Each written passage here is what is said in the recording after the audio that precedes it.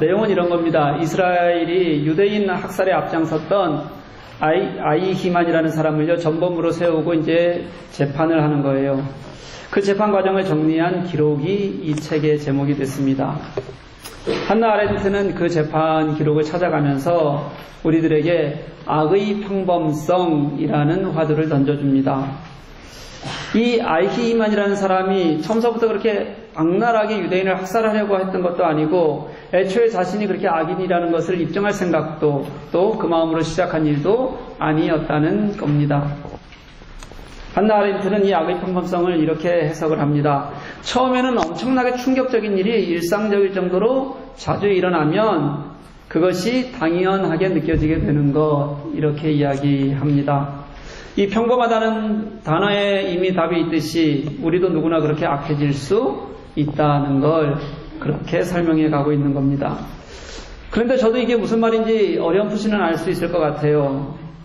요즘 신문에 많이 나오는 도저히 이해할 수 없는 그런 일들이 있습니다. 그 중에서 가장 이해할 수 있는 게 뭐냐면 자기의 자식을 잔인하게 학대하는 거예요.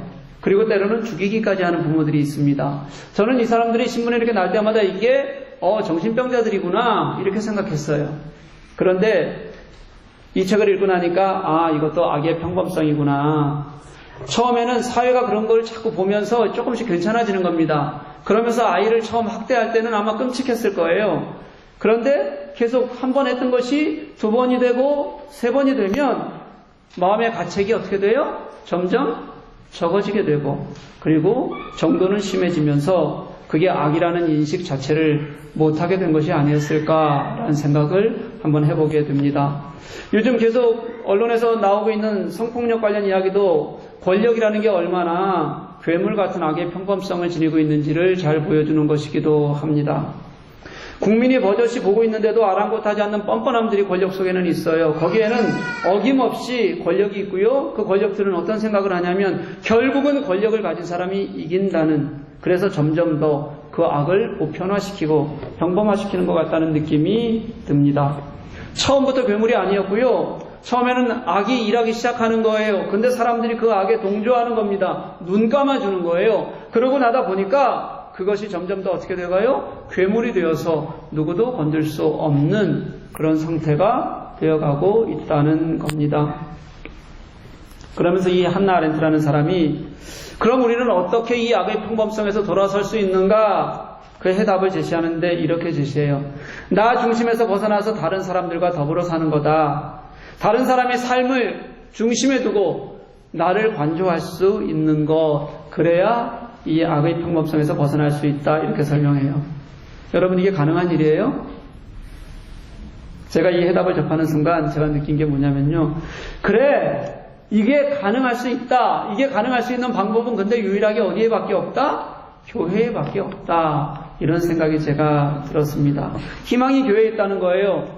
여러분, 더불어 사는 거예요? 다른 사람을 위해 사는 거예요. 이게 하나님께서 우리들에게 가르쳐 주신 거예요. 그리고 예수님께서 이 땅에서 직접 자신께서 우리들에게 보여주신 것, 그게 바로 더불어 사는 것, 다른 이들을 위해서 사는 것, 삶의 모습이었다는 겁니다.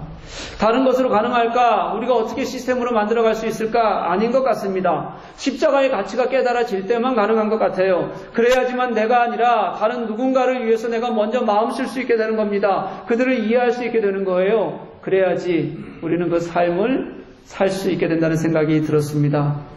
그래서 이 땅의 소망으로 살아가는 것, 이 땅의 소망이 되는 것, 누가요? 교회가, 그리스도인들이, 그게 바로 우리가 이 세상을 이길 수 있는 유일한 방법이 아닌가라는 생각이 이 책을 읽으면서 분명하게 들었습니다. 오늘 본문의 바울의 삶이 그런 삶입니다. 그리고 그런 삶을 살 수 있는 이유를 바울은 어떻게 얘기냐면은 복음의 내용 때문이다 그렇게 얘기해요. 그리고 복음이 가진 힘 때문이다 그렇게 설명하고 있습니다. 지난주에 우리는 예루살렘을 방문했던 바울에 대해서 우리가 말씀을 함께 나누었습니다. 회심 후 아라비아에서 몇 년을 있었다고요? 기억하시네요. 그 정도는요. 3년 있었고요. 그리고 다시 다메섹으로 잠깐 돌아갔다가 예루살렘에서 게바와 야고보를 만났다. 방문해서 만났다. 이게 우리가 지난주에 우리가 나누었던 말씀이에요. 그런데 오늘 말씀도 또 예루살렘 방문 이야기가 나옵니다. 몇 년 후에 다시 방문을 했다고요? 14년 후에 나는 이번에는 바나바와 함께 누구를 데리고 디도를 데리고 예루살렘을 방문했다 하는 것으로 오늘 말씀이 또 시작이 됩니다. 왜 이렇게 예루살렘을 방문한 게 그에게 그렇게 중요한 일일까? 이걸 자꾸 설명해야 되는 일일까? 그게 오늘 말씀 속에 들어있는 이유예요. 사도행전을 보면 바울이 이 갈라디아서를 쓰기 전까지 예루살렘을 방문한 기록이 사도행전에는 3번이 나옵니다. 그 중에서 사도행전 9장을 보면 회심을 하고 나서 이 3년 있다가 방문했던 그 기록이에요. 이게 우리가 지난주에 읽었던 본문에서 내가 예루살렘에 가서 누굴 봤다? 게바와 야고보를 만났다 할 때 첫 번째가 이거예요. 그리고 나서 우리가 이제 나중에 사도행전을 또 보면 11장 12장에 예루살렘 지역이 흉년이 들어서 안디옥 교회에서 이제 구제 헌금을 모아서 예루살렘을 방문을 하게 되는 일이 있어요. 그게 두 번째 방문이 됩니다. 그때는 구제 헌금을 모아가는 거예요. 그리고 사도행전 15장 말씀을 보면 바울이 이제 갈라디아 지역 전도 여행을 다녀온 이후에요. 다녀온 이후에 이 안디옥 교회에서 문제가 생겼는데 뭐냐면 할례를 받아야 되느냐 말아야 되는 문제로 예루살렘에서 온 사람들 때문에 혼란이 생겼어요. 그 문제 때문에 다시 예루살렘에 가게 되는데 이때는 공식적인 회의입니다. 그래서 우리가 이걸 뭐라고 부르냐면 예루살렘 공의회 또는 예루살렘 사도회의 이렇게 되는데 이것을 위해서 세 번째 방문을 하게 되는 거예요. 이렇게 갈라디아 지방을 가기 전에 갈라디아서를 쓰기 전에 3번의 방문을 합니다. 근데 오늘 이 바울은 갈라디아서를 쓰면서 자신의 방문 이야기를 몇 번밖에 안 해요? 2번밖에 안 하는 거예요. 첫 번째는 우리가 지난주에 봤던 본문이라는 것을 봤어요. 첫 번째 방문이 맞아요. 그럼 오늘 두 번째 방문은 과연 어디에서 해당하는 걸까 하는 거죠. 2번이 남았어요. 1장 12장에 있었던 구제헌금 모아갔을 때일까? 아니면 15장에 나왔었던 사도회의 때일까? 우리가 한번 생각해 보자는 거예요. 많은 사람들이 어떻게 얘기하냐면 15장에 나오는 이 예루살렘 회의 때가 맞다 이렇게 하는 의견이 대다수예요. 왜냐하면 오늘 말씀의 본문 중에서 가장 중요하게 다뤄진 게 어떤 거냐면 디도의 할례 문제거든요.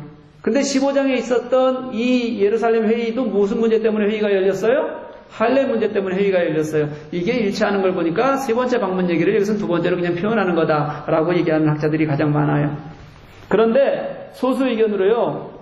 12장 구제를 위해서 방문했을 때가 더 맞다라고 생각하는 사람들도 또 있습니다. 왜냐하면 바울이 오늘 본문 2절에서 뭐라고 표현하면요. 거기 올라갔을 때 이 표현을 내가 뭘 따라갔다? 성령의 계시를 따라 올라갔다 이런 표현도 있고요. 또 어떤 표현도 있자면 내가 유력한 사람들을 사사로이 대했다. 이게 공식적인 일이 아니었다 이런 뜻이에요.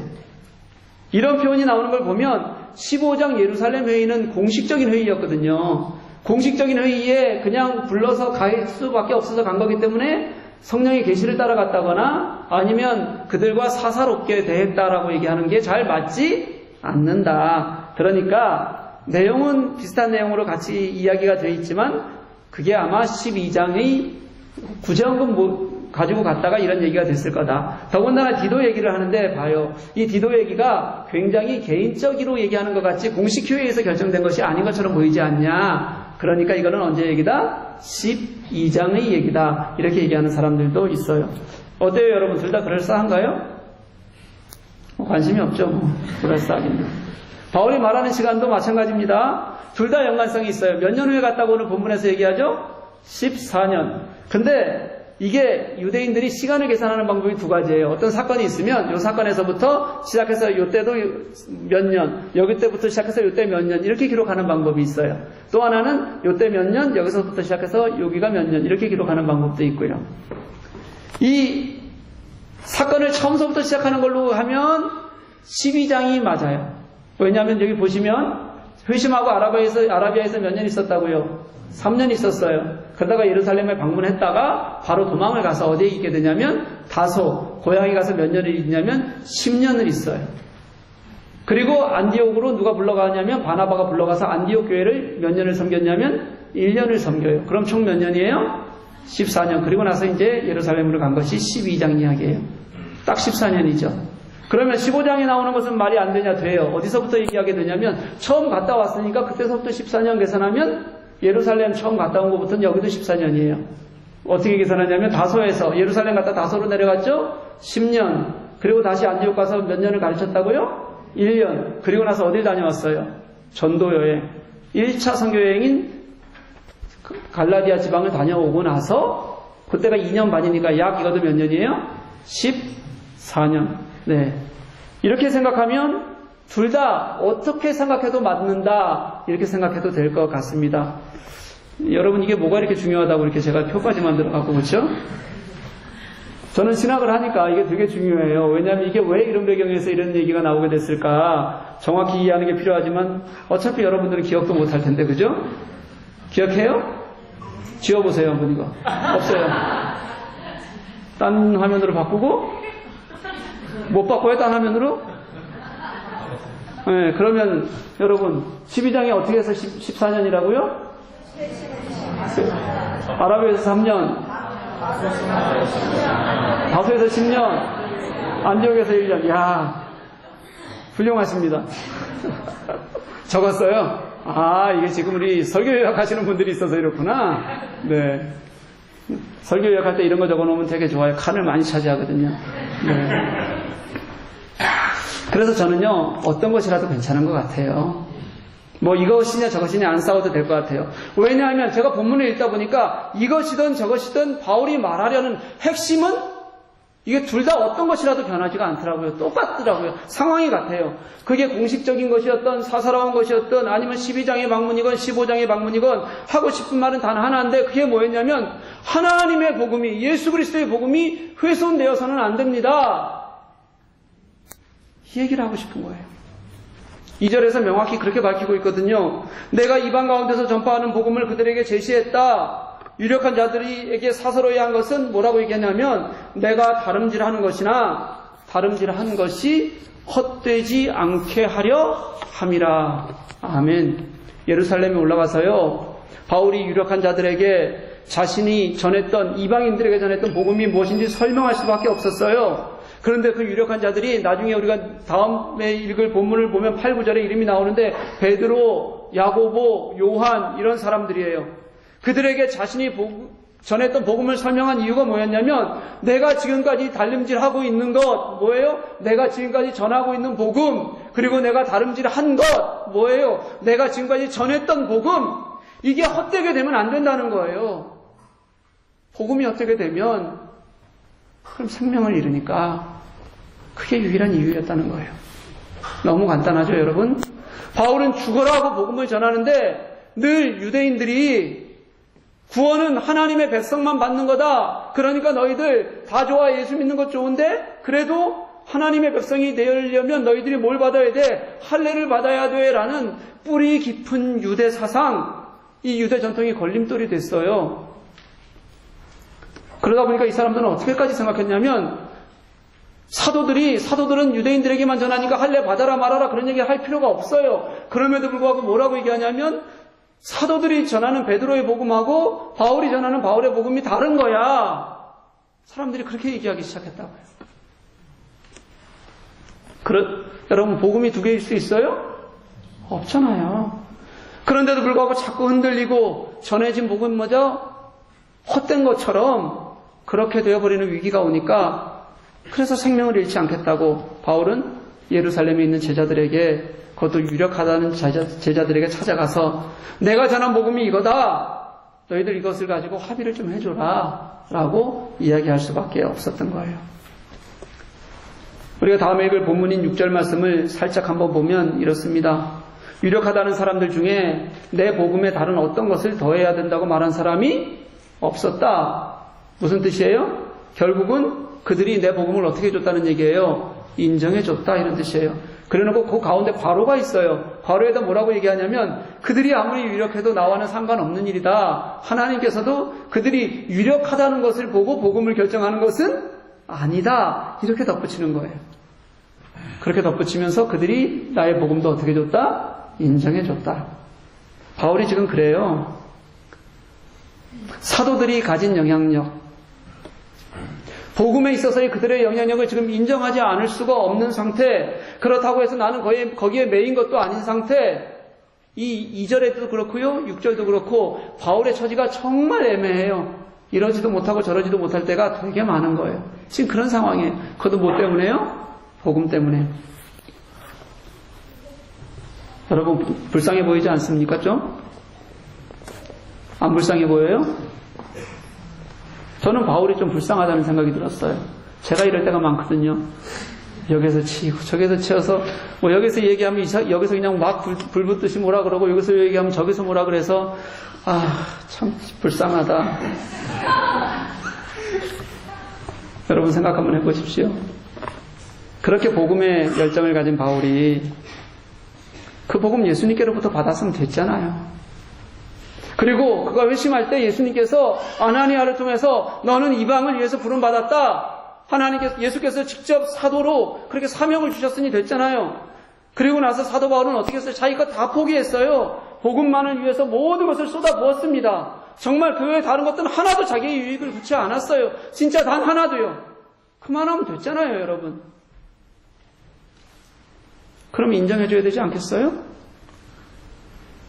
우리가 아는 뭐 어떤 분들처럼 다 내려놨다 그러고요. 그럼 다 내려놨으면 그만인데 또 더 내려놨다 그러시고요. 뭐 이렇게 내려놨다 그러고 또 내려놨다 그러는데도 하는 거 보면 결국 내가 공부한 거 전공 따라서 학교 일하고 있고 책을 팔았는데 한 100만 권 판 것 같아요. 책을 하도 많이 있으니까. 그럼 100만 권이면 인세가 약 얼마 정도 돼요? 한 15억 정도? 약 그 정도 돼요. 필드보다는 인기 강사가 돼서 여기저기 세계 다니면서 강의하고요. 뭐 그런 거와 다른 거예요, 바울은요.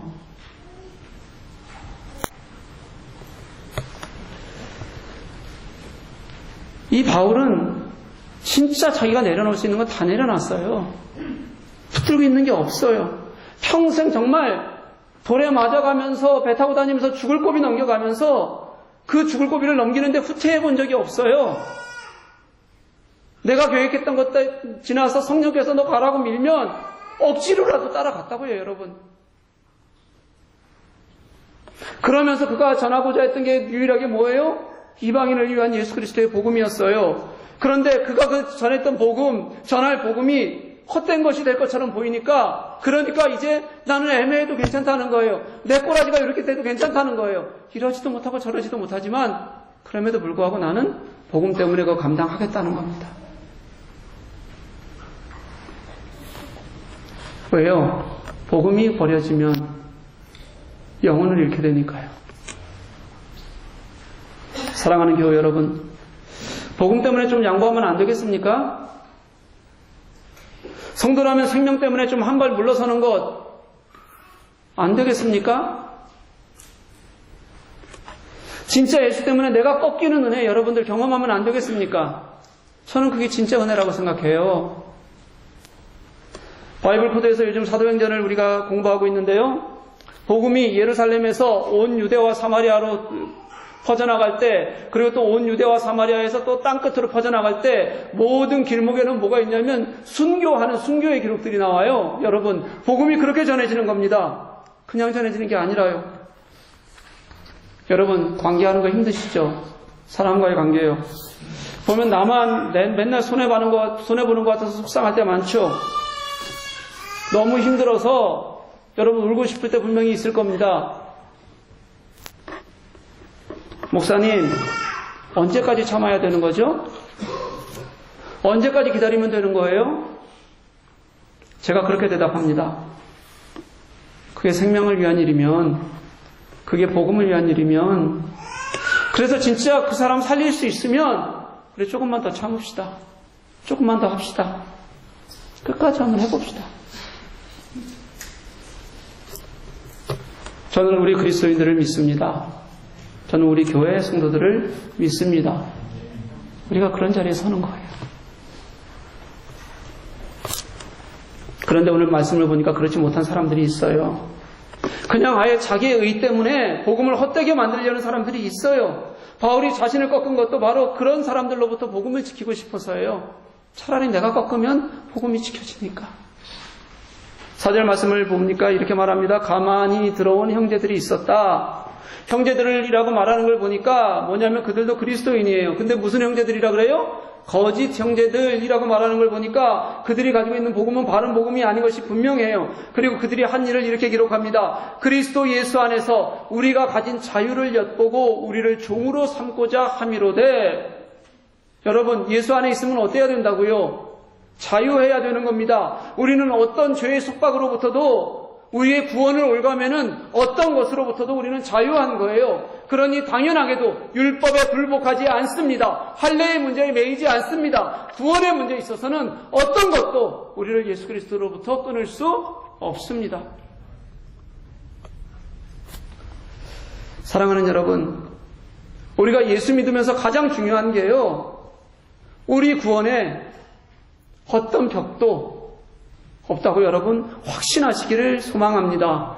여러분의 구원을 막을 만한 어떤 행위적 구속도 없어요. 철저하게, 그래서 우리는 아무런 자격도 없는데도 불구하고 자격 없는 자에게 주시는, 당신이 죽으시면서까지 우리들에게 허락하신 선물이, 그게 바로 은혜의 구원이에요. 여러분, 그게 십자가의 은혜의 복음이라고. 여러분, 내가 복음 앞에 서면 가슴 피셨어도 괜찮아요. 당당해지셔도 괜찮습니다. 그건 오직 누가 하신 일입니까요? 예수 그리스도께서 하신 일이니까요. 저는 오늘 바울이 그래서 자신의 처지를 굉장히 불쌍하게 지금 그렇게 넘겨놓은 것 같지만, 오늘 제목을 그래서 이렇게 붙여보고 싶은 거예요. 이게 바로 복음이 승리한 거라고요, 여러분. 이 할례 받는 것 같고요, 할례 받지 않는 것, 이것은 이방인, 유대인, 이 문화의 차이가 아니에요, 여러분. 이건 뭐냐면, 복음을 우리가 들고 있는데, 이 복음 안에서 우리는 그리스도 안에서 자유하냐, 아니면 어떤 세상의 죄와 율법의 속박에 우리가 갇혀 있느냐, 이 문제를 얘기하고 싶은 거예요. 그러니 다른 사람들 자꾸 율법에 가두지 말라고요. 제가 예를 하나 들어볼게요. 우리가 성찬식을 합니다. 성찬식을 하는데, 제가 만약에 떡과 막걸리를 사용하면 여러분 어떻게 하겠어요? 예? 좋아요?